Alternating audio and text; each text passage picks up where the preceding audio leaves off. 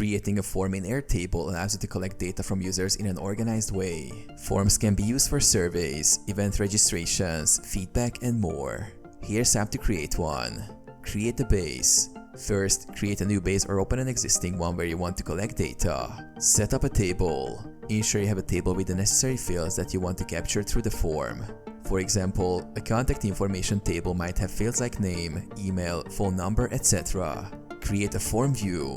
In the table, click on the View drop-down and select Form from the options.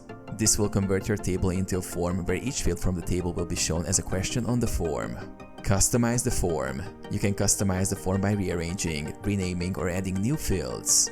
Toggle the field settings to make fields required, add instructions, or make choices available. Share the form. Once your form is ready, click the Share Form button at the top.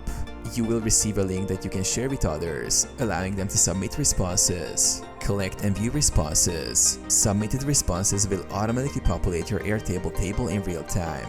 You can view and analyze the data directly within the table.